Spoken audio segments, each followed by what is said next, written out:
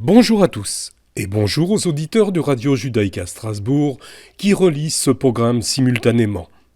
Mon invité de la semaine s'étant juste avant l'enregistrement de cette émission désistée pour raison médicale, nous retrouverons prochainement son témoignage dès qu'il se sera remis. Il y a un an, c'était un autre témoin que je recevais, André Panzer. Ce nom devrait vous dire quelque chose. Il naît à Paris en 1937. 2 ans plus tard, c'est la drôle de guerre.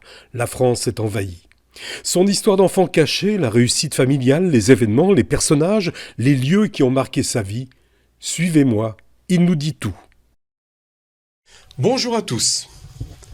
Nous avons tous notre propre histoire. Quand nous nous penchons sur notre vie, on constate qu'il y a eu de bons moments et aussi de moins bons. Au fil du temps, les mauvais se sont estompés et on a embelli les instants agréables. Que nous soyons nés à Lille, à Paris, Varsovie, Strasbourg, Bordeaux, Casablanca, Tunis, Constantine ou Tlemcen, vous qui m'écoutez sur le 89.3 de RCN, nous avons tous un point commun.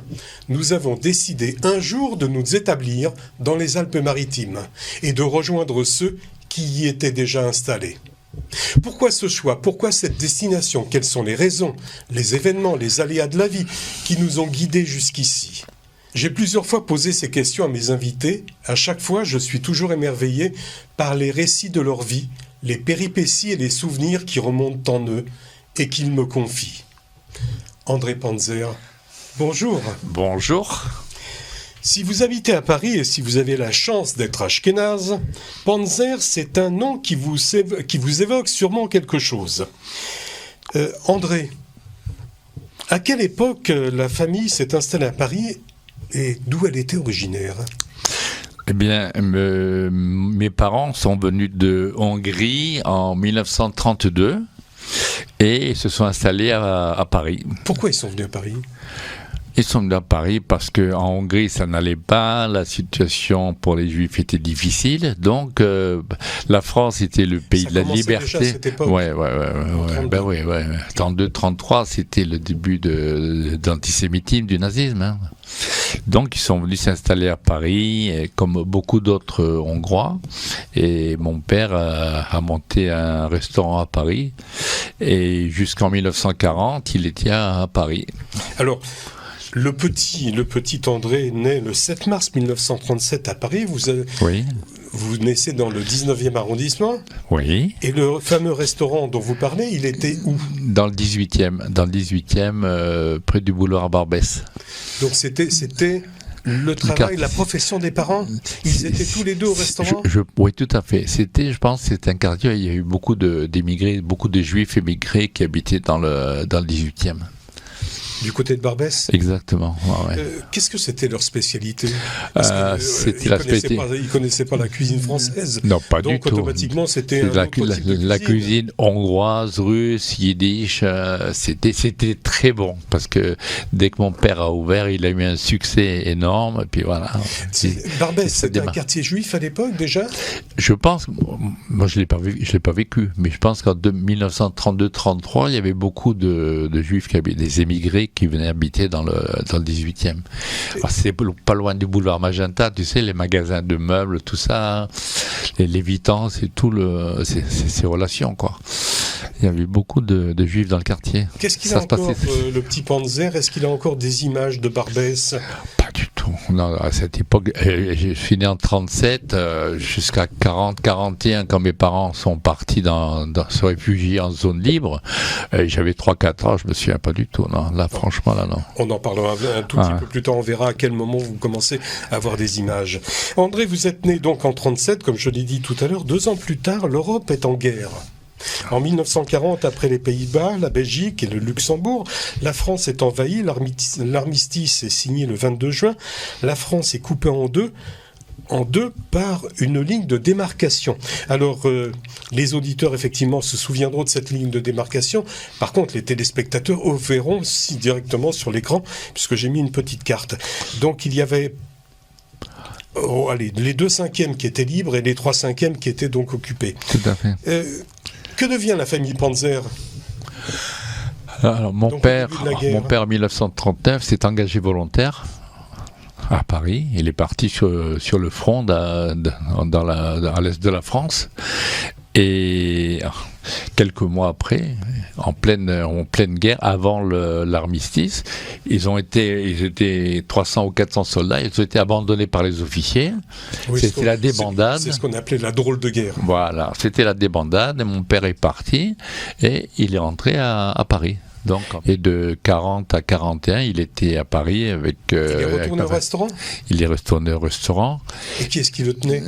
C'était ma mère. Il y avait ma mère et ma tante qui travaillaient avec elle. Et en 1941, ils sont partis donc en zone libre. Ils sont partis à Toulouse. Pourquoi Toulouse ? Parce que les Juifs parlaient entre eux de la zone libre et Toulouse c'était assez loin, c'était pas loin de l'Espagne peut-être, et ils pensaient que c'était un coin tranquille pour eux. Et ils sont restés quelques mois à Toulouse, mais en tant que Juifs, tous les lundis matins, ils devaient aller à la gendarmerie pointer pour dire qu'ils étaient bien là. Alors justement, comment s'organisait la vie à Toulouse ? Je ne sais pas du tout. Honnêtement, je ne sais pas. On n'en a jamais parlé avec mes parents. Pourquoi ? Pourquoi il y avait... Non, il y avait une communauté, mais je ne sais pas. Honnêtement, on n'en a jamais parlé. Franchement... Il y avait une réticence des parents de parler de la guerre ? Non, pas du tout. Non, ça ne nous intéressait pas. Et puis, nous, ce qui nous a vraiment intéressé, c'est notre vie à partir du moment où ils sont partis de Toulouse pour aller à Laconne, sur ordre de la gendarmerie. La gendarmerie... Alors Laconne, c'est un petit village qui se situe entre Castres et Béziers. C'est entre Castres, Albi, c'est à 100 km de Toulouse et à peu près à 60 km de Béziers et de Castres et Albi. Au nord de Béziers, tu vois, c'est carrément dans la montagne noire, oui, dans les Cévennes. Oui. J'ai vu sur la carte où est-ce que ça se passe. Très bien. Donc le petit Panzer, il a à peu près 4-5 ans. 4 ans. Hein. Voilà. Est-ce qu'il a des souvenirs ? À quoi il pense à ce moment-là ? Non, mais moi j'étais très heureux. Franchement, je ne me rendais pas du tout compte de la situation à 4 ans. Et dès que je suis arrivé, on m'a mis à l'école communale. Et bon, ça se passait très bien. Moi, j'étais bon élève, donc ça va. Tout le monde m'aimait bien. Les instituteurs, les copains. J'étais copain avec le fils du gendarme, du docteur. Enfin, tu vois, j'étais sympathique, quoi. Je m'arrangeais avec tout le monde. Donc vous avez des souvenirs. Vous avez des souvenirs de village, des habitants peut-être. Oui, bien sûr, bien sûr. Des odeurs qui vous reviennent, des couleurs, des bruits. Honnêtement, je t'assure, c'est pas pour les flatter. Oui, bien sûr, beaucoup d'images. Devant l'école où on était, il y avait l'école des grands et un peu plus haut, dans une petite rue, l'école des petits. Et on se voyait à la récréation. Il y avait le directeur de l'école qui avait perdu un œil à la guerre de 14 et qui m'ait joué la Marseillaise à la trompette. Et bon, il m'aimait beaucoup. Souvent, il venait me chercher pour donner un exemple aux grandes. Enfin, j'ai une belle vie. Franchement, c'était l'hiver, on faisait des bagarres de boules de neige. Tu vois, mais c'était un village où je n'ai pas vu un antisémite, je n'ai pas entendu dire un mot contre les Juifs, ni en 42, ni 43. Est-ce que vous avez une idée de la place du village, par exemple ? Très bien. En règle générale, l'école se trouve toujours à côté de la mairie, sur la place du village. C'était dans une petite rue à côté, derrière la mairie. Elle était à 300 mètres de la mairie, disons. Il y avait, comme Jacques Martin disait, le boucher, le boulanger, etc. Non, c'était assez grand quand même. Il y avait plusieurs magasins, plusieurs boucheries. Le village s'étendait sur, disons, 500-600 mètres. Tu vois, il y avait plusieurs rues. Il y avait quand même en gros 2000 habitants. Et il y avait beaucoup d'usines de charcuterie. Ils sont spécialisés dans les salaisons. Et 20 ou 30% des jambons crus qui se vendent en France, c'est pas cachère, hein, mais 20 ou 30% des jambons qui se vendent en France viennent de Laconne, qui est au lieu de rencontre des vents qui viennent de la Méditerranée et de l'Atlantique. Et ça fait un climat exceptionnel pour les salaisons, quoi, voilà. Qu'est-ce que c'était les rêves du petit Panzer à cette époque ? À quoi il rêvait ? pense que je voyais pas très loin. J'étais dans ma famille, j'avais un cousin, une cousine, mes frères, et mon frère, j'ai un de mes frères, celui qui a monté la charcuterie à Paris, est né à Laconne. Il est né en 1943 à Laconne. Et franchement, moi personnellement, j'étais pas malheureux du tout. À part quand les Allemands sont venus chercher mon père par 2 fois, et c'est ma mère qui les a reçus parce qu'il avait été prévenu par des voisins. Je sais même pas si c'est pas les gendarmes qui l'auraient prévenu, tu vois. Il est allé se cacher dans un poulailler. Et jusqu'en 1943, on vivait tranquille. Il y avait même un rabbin.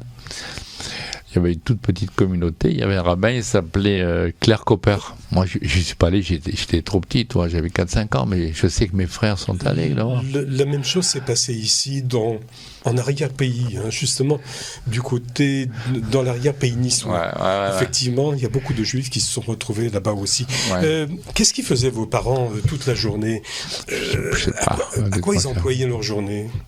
Je sais pas. Et comment ils ont pu alors, subsister, mon père, je sais que mon père est arrivé à nous faire avoir beaucoup du bon pain, parce qu'en Hongrie, il avait appris à fabriquer le pain.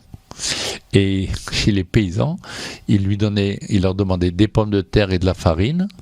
Il faisait un mélange avec de la levure, je ne sais pas d'où elle venait, et il faisait des grosses miches de pain de 2-3 kilos, tu vois. Un gros pain avec des gros trous qui était magnifique. Les gens adoraient ça.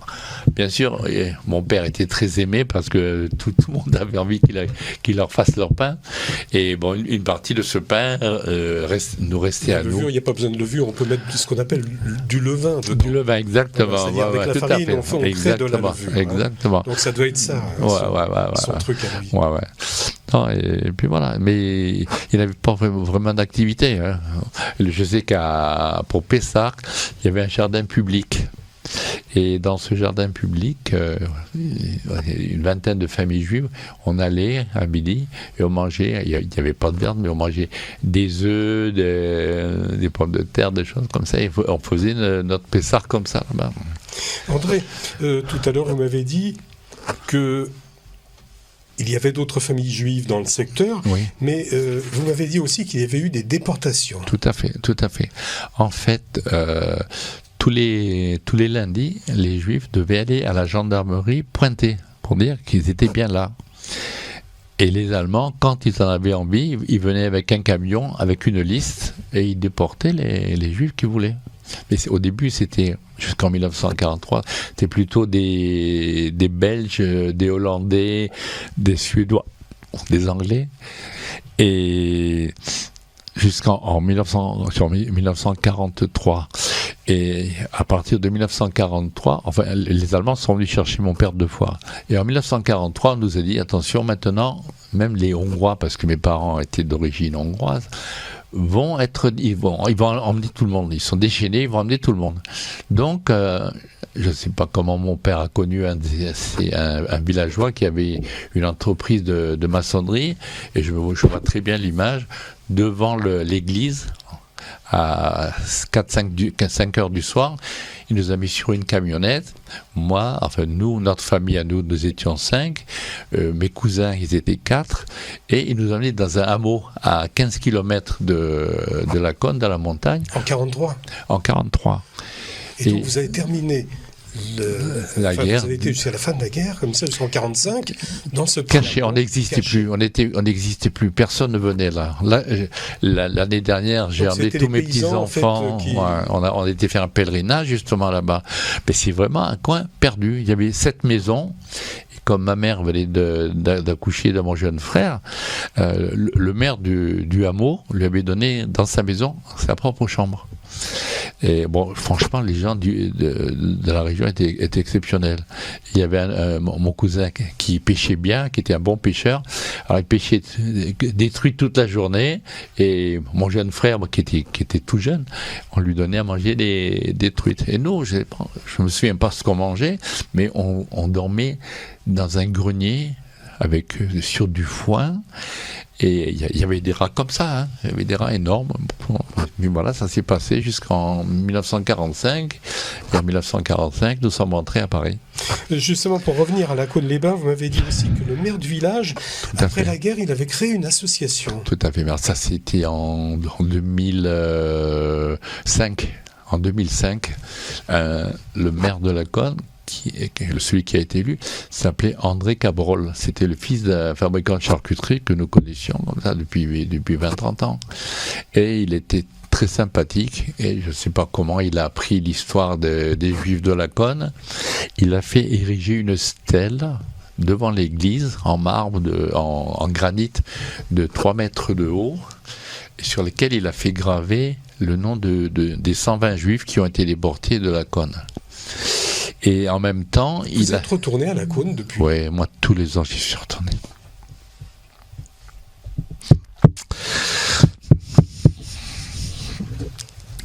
J'ai gardé des relations avec les gens chez qui nous étions, à la famille, les enfants, les petits-enfants. Et encore, il y a 8 jours, leur petite fille m'a téléphoné pour me souhaiter la bonne année. On est restés toujours très, très proches. Après la guerre, la famille revient à Paris. Oui. Alors, pour te dire la Cône, pour finir l'histoire du maire, il avait créé une association qu'il avait appelée les Amitiés Judéo-Laconaises. Le président c'était en 2005, il s'appelait Jacques Fijalkov. Lui aussi avait été caché pendant la guerre, là, et il était professeur de psychologie à l'université de Toulouse. Et il y a eu beaucoup de Juifs de cachés dans cette dans ce secteur, dans les petits villages partout. Mais je te dis, c'était un coin, il n'y avait pas d'antisémites, rien. On n'a jamais entendu quelque chose contre les Juifs, rien du tout. Et donc, avec cette association, tous les 2 ans, le maire organisait un colloque. Et à ce colloque, il invitait des personnalités. Serge Klarsfeld est venu par 2 fois, je l'ai vu 2 fois avec son épouse, avec son fils. Il y a eu un avocat américain de Chicago, dont les parents avaient été à la Cône pendant la guerre, qui est venu de Chicago pour donner son expérience. Et ça a marché pendant une dizaine d'années. Puis après, ça s'est un peu estompé. Et le maire n'a plus été élu. Puis moi, comme le maire avait fait beaucoup pour la communauté, j'ai amené le consul d'Israël de Marseille à la Cône, à un colloque. Et je lui ai dit, écoutez, moi j'estime que ce monsieur mérite d'être invité en Israël en tant que parlementaire ami des Juifs. Et il y a eu des justes alors? Comment? Il y a eu des justes? Il y a eu des justes. Et donc le consul, c'était une femme. Elle me dit, oui André, tu as raison, je vais le faire inviter. Et un mois après, elle me téléphone pour me dire, André, je suis désolé. Il dit, mais les parlementaires amis d'Israël doivent être représentants de communautés d'au moins 30 000 personnes. La Cône, c'est 2 500 personnes. On ne peut pas l'inviter. J'ai dit, écoutez, c'est pas grave, on va se débrouiller, on va financer, et tu le fais inviter quand même. Et donc, il a passé un séjour avec on appelle ça, comment ça Émile Azoulay, tu connais, non? Il avait créé les relations Rhône-Alpes-Israël échange. Et il emmenait en Israël tous les ans des gros industriels ou des gros commerçants de la région lyonnaise pour faire des rapports avec les entrepreneurs israéliens, tu vois. André, on continue un petit peu l'histoire de la famille. Ouais. Après la guerre, donc, toute la famille revient sur Paris. Ouais. Qu'est-ce qu'il était devenu, le restaurant, pendant cette période? C'est une histoire rocambolesque. Quand mon père est revenu à Paris, il entre dans le restaurant qui était ouvert. Il y avait un monsieur qui était là. Et mon père lui dit, monsieur, ce restaurant est à moi. Et l'autre lui répond, il sait que c'est juif, pour vous c'est fini, fous-moi le camp d'ici, je te tape dessus. Mon père n'a rien dit, il est parti. Et à 300 mètres du restaurant, il y avait la caserne du Fayel, où il y avait les soldats américains. Il est allé chercher un soldat juif, je ne sais pas comment il a fait pour le trouver, avec lui, le soldat, il est venu avec la mitraillette, ils sont entrés dans le magasin et mon père le dit, maintenant, parce que l'autre était un Américain, il parlait pas français, il dit, bon, si dans 2 secondes t'es pas parti, on te tue. Et l'autre, il a rien dit, il est parti, on l'a jamais revu. C'est comme ça qu'il a récupéré son restaurant. Voilà. Dans les années 50, les Panzers... c'est du western. C'est du western. Western américain.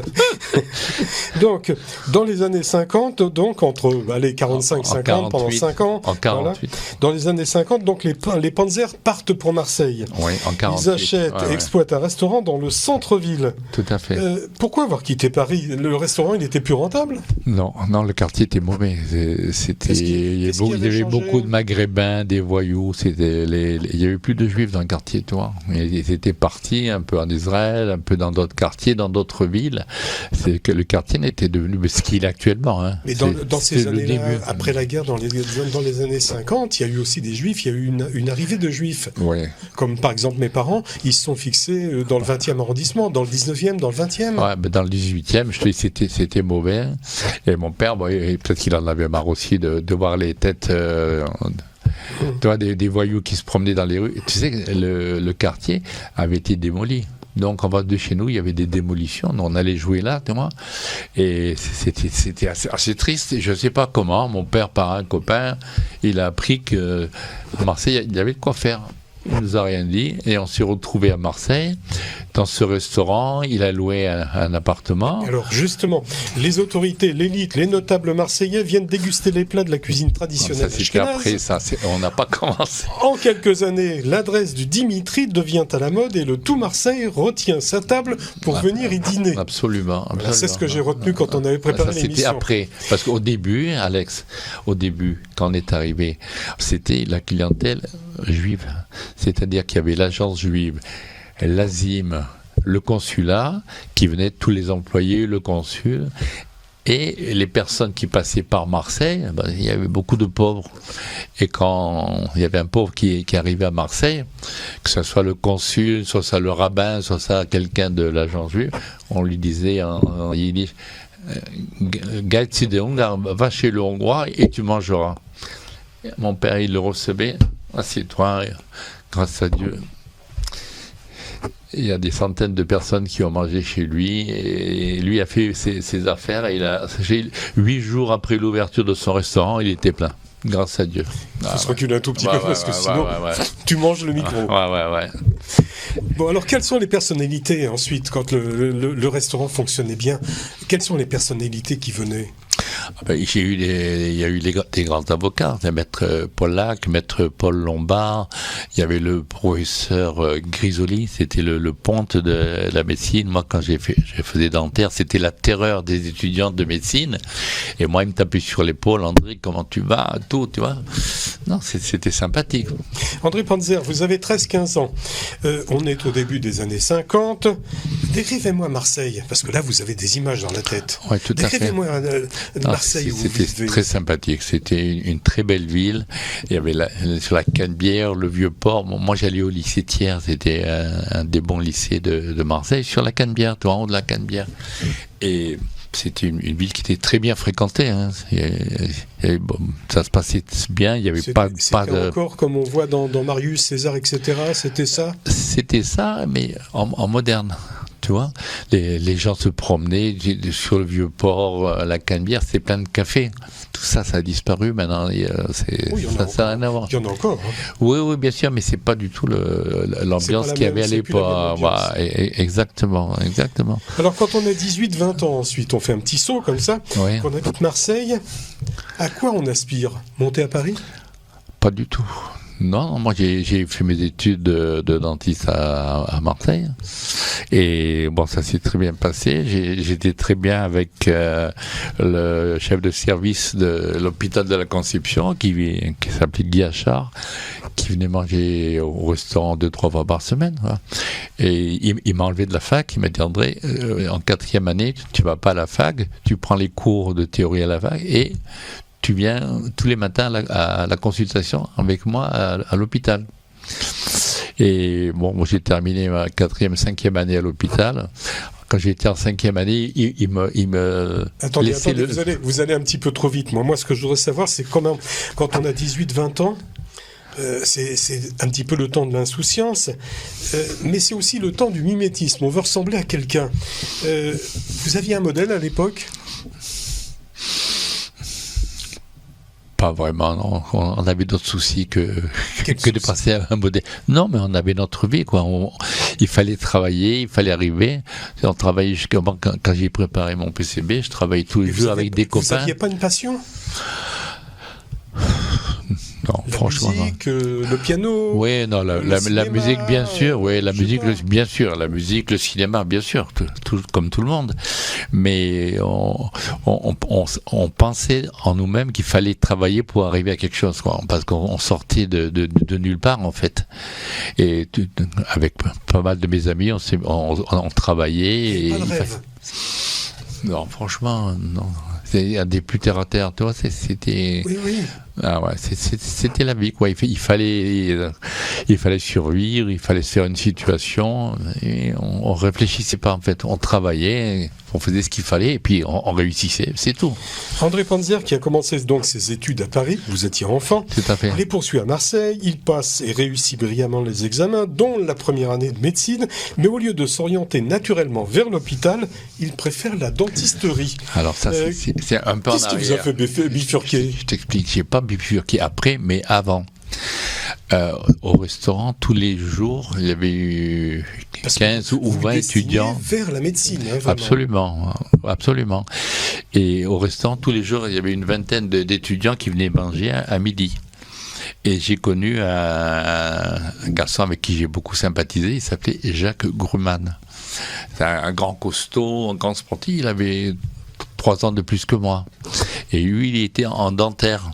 Et pendant que j'étais en première, en terminale, on parlait de mon avenir et tout. Moi, je dis, je vais faire médecine. Et il me dit, André, mais qu'est-ce que tu vas faire médecine ?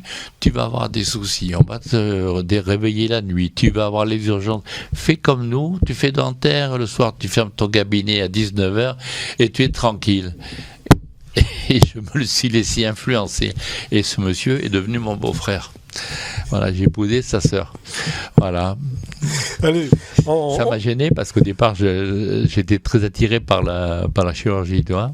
Mais même en tant que dentiste, j'ai fait de l'implantologie juxta-osseuse en clinique, alors que c'était pas très légal. J'avais un anesthésiste avec moi. On me voyait, docteur, ouais. Et je prenais. Pas courant à l'époque, comment hein. Non, j'ai connu le professeur Cherchev de la Riboisière, à Paris, chef de service en stomatologie, et on avait sympathisé. Il me dit, André, viens à Paris, on va faire les implants juxta-osseux. Et avec nous, on avait un Américain qui était le dentiste des vedettes à New York, il s'appelait Sidney Berger. Et puis on a sympathisé tous, ils avaient tous des maisons à Sainte-Maxime. Et voilà, et donc on a travaillé, et puis voilà, j'ai fait ma vie tranquille. Allez André, vous, en 1963, vous avez obtenu votre diplôme, et vous reprenez donc un cabinet à Marseille, tout d'abord, puis ensuite en 1967 à Toulon, et ceci sous l'insistance de votre femme, première femme, donc, qui était originaire de Toulon. Tout à fait. Comment vous avez été reçu par la communauté de Toulon ? Très bien. Très très bien. Je suis arrivé à Toulon en 1966, je me suis marié en 1965, et en 1966, j'allais assez souvent à la synagogue à Toulon, parce que j'allais voir mes beaux-parents. Ils ont toujours été très très sympathiques avec moi. Jusqu'en 1967, quand il y a eu la guerre des 6 jours, là, j'avais créé mon cabinet 3 mois avant. J'ai dit maintenant, là, c'est fini, on ferme et on va travailler pour Israël. Voilà, donc il fallait aider donc Israël. Bien sûr. André Panzer donc devient le président de l'AUJF. Comment s'est passée la collecte ? Il y avait du bon et du mauvais. J'avais avec moi, j'étais arrivé à organiser un comité, une quinzaine de personnes, des 15-16, et tous les 15 jours, ou tous les 10 jours, on faisait un repas le soir chez moi. ma belle-mère, ma femme faisaient un repas. Et donc, on parlait chacun, on mangeait, chacun racontait sa petite histoire, parce que c'était quand même toutes les notables, si tu veux, de Toulon. C'est tous des commerçants, tu peux pas leur dire, bon, on mange, puis on va travailler. Alors, chacun racontait sa petite histoire, puis quand on avait fini, je dis, bon, maintenant c'est bon. On avait la liste de tous les juifs de Toulon, et on commençait à distribuer. Dans les Alberstein, qu'est-ce qu'il prend? Alors, il y en avait toujours un qui disait, ouais, moi je le connais bien, ça, bon, allez, tu le prends.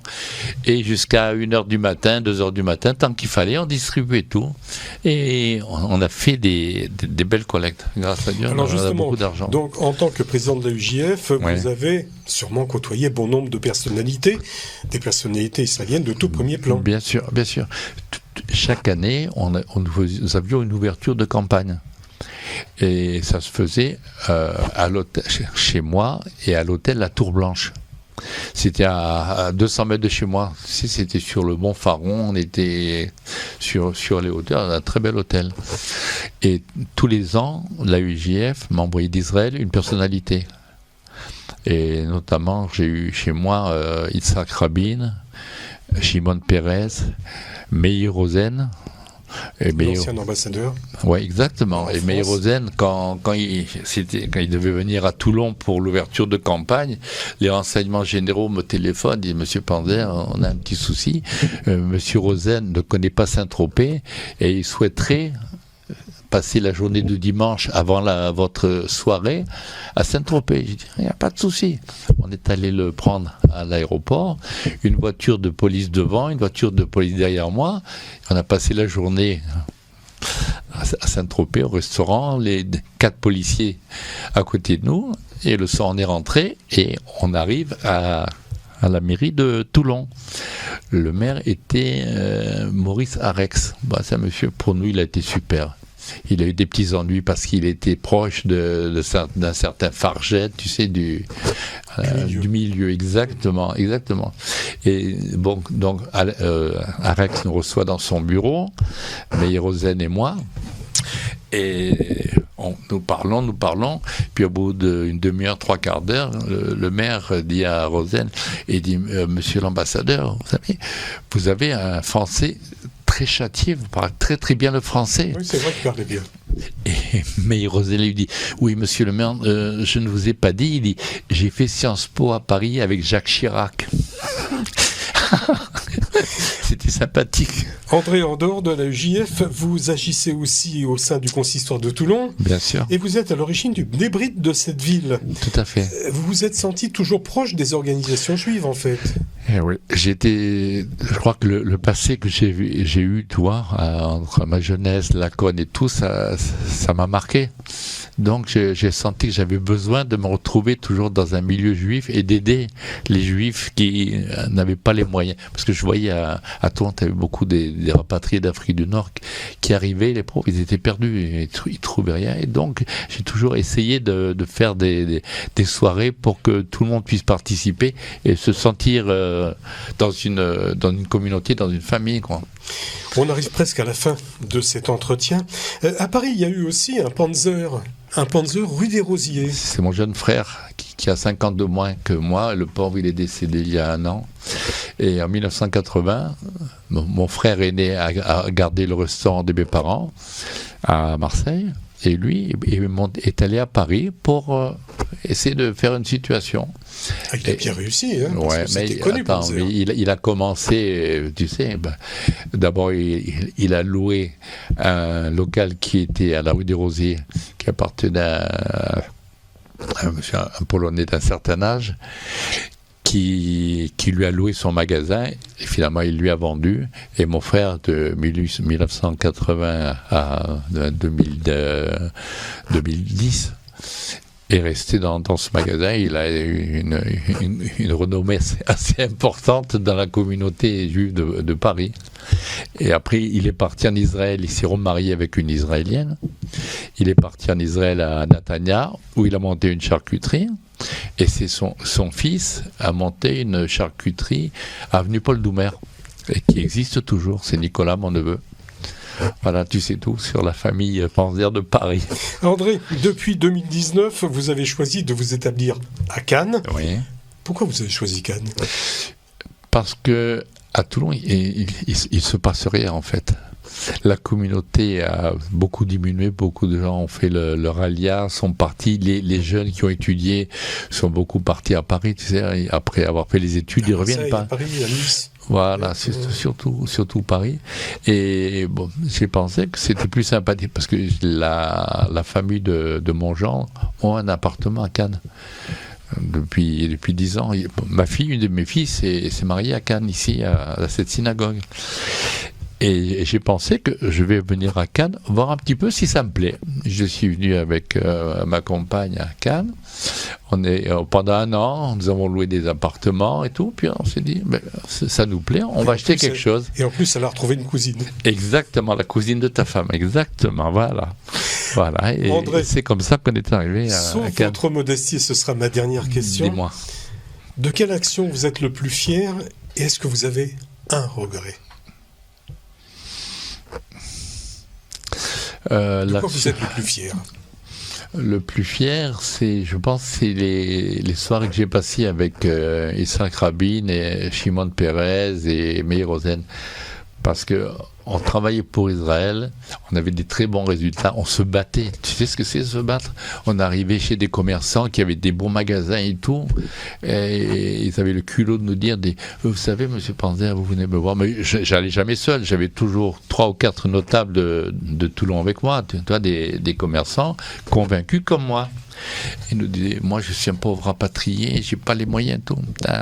Alors, on le prenait très mal et on faisait ce qu'il fallait pour les faire payer. Et à la fin de l'année, la collecte de Toulon était une des plus belles collectes de France. Tu vois, pour une petite communauté, ça marchait très bien. Voilà. J'ai connu aussi le grand ramassis truc. Comment ? Non, pas vraiment. Je pense que j'ai eu une superbe famille. J'ai eu 3 filles, 9 petits-enfants. Que j'adore, qui me l'ont rendu. Ouais, je suis comblé. Merci André. Avec plaisir. Nous avons pu écouter une partie de votre histoire, et telle que je vous connais, avec votre pudeur, vous nous avez rapporté simplement que les bons moments. De toute façon, je vais quand même vous remercier. Je vais vous remercier pour votre sincérité, votre franchise, et aussi votre confiance. Merci, avec plaisir. J'espère que notre vie dans la communauté de Cannes sera aussi riche que celle qu'elle a été dans la communauté de Toulon pendant des années. Voilà. C'est tout. Je pense qu'il faut que nous soyons tous prêts à agir et à aider la communauté. Il faut qu'elle vive et qu'elle vive bien. Voilà. C'est bon. C'est notre avenir, c'est notre voie pour le restant de nos jours. Merci André.